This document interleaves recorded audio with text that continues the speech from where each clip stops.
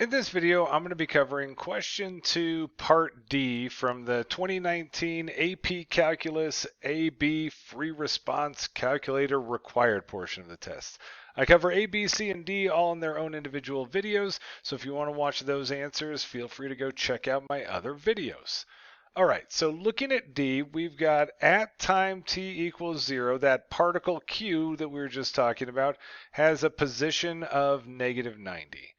Then they're saying using the result from part B and the function v of q from part C, approximate the distance between those two particles. So what we need to know first and foremost is where are they located at this time 2.8. Well, back on part B, we found the displacement. When you're not putting the absolute value bars around your velocity function, that tells you the distance. When you take those absolute value bars off, that's telling you the displacement. How far from your starting position did you move?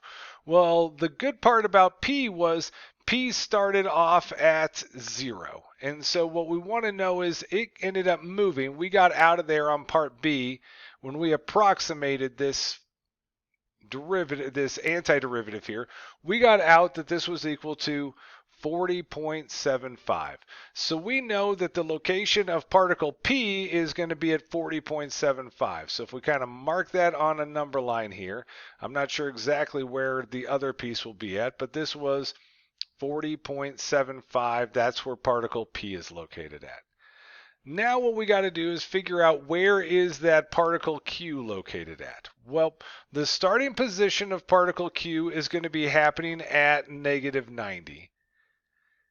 And what we need to do is we need to add to it its displacement over this time 2.8.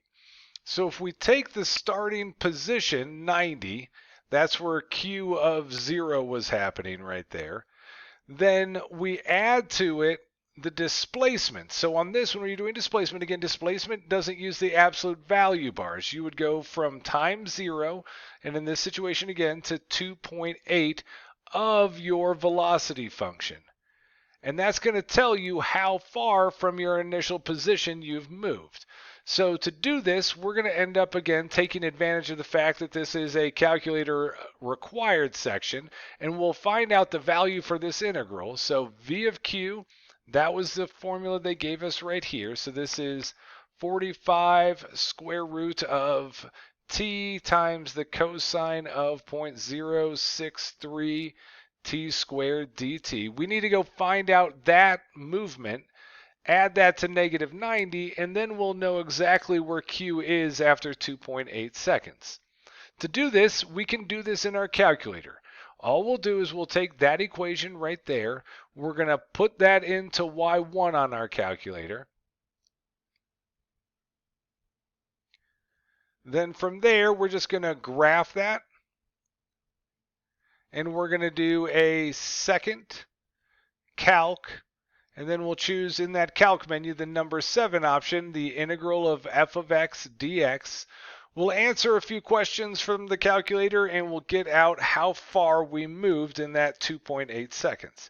So we open up the calculator, we go to our y equals, and hopefully if I just hit delete right now, it'll take off those absolute value bars from the front and the back, and sure enough it did. If you need to, clear the thing out and start from scratch. And again, when you graph these things, whatever they call it in the problem, T, Q, R, when you're graphing, always use it as an X. So we'll go ahead and graph that equation, and now we're going to do a second calc, and we'll choose the number 7 option in that menu, which is going to be integral of f of x dx. It's going to ask us first for our lower limit. That's our lower bound, so that's going to be 0. We hit enter. Then it wants the upper limit. The upper limit is our upper bound of our integral, so that would be 2.8. Type that in and hit enter. It shades it all in, and then at the bottom of the screen it tells us our answer, so how far this thing moved over that window. So 135.937. So we know that we started at -90 and that we moved we displaced ourselves a positive amount because that was a positive value out of there. If you got a negative value, that would have meant you moved backwards from where you started. So we add to that 135.937. 377, I believe, right? 2 sevens on that. Cool. And so what we get out of here is that we'll add those two values together. So we would do negative 90 plus 135.9377. And we're going to move 45.9377. So 45.9377. That's where particle Q ended up. So particle Q started there and it moved all the way up to this position right here. So it moved up to 45.9377. And so what we want to do now is we're just trying to find out what is that gap between P and Q.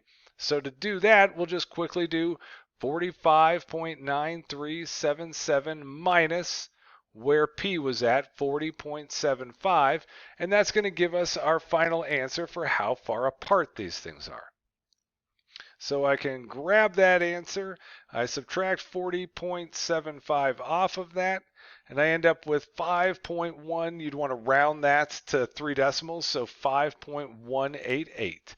So they are 5.188, and you want your units on that. We're talking meters. So they are 5.188 meters apart from each other. So this problem was dealing with displacement and not distance traveled. So remember, when you're talking displacement with your integrals, displacement is when you use the integral of velocity without the absolute value bars. And we would have earned 3 points on this problem. 1 from getting this integral problem set up right here. That would have been 1 point. We would have gotten a point here for getting where that position of Q was. And then we would have gotten 1 point here for our final answer. 3 points on this last question. Thanks for watching my video. If you liked it, please click that like button and subscribe. And also share it with your friends and anyone else you know who might be crying about an upcoming AP Calc test. You can find more videos from me, more sample AP Calc questions, and my complete AP Calc study guide over at my website, apcalcprep.com. Have a great one.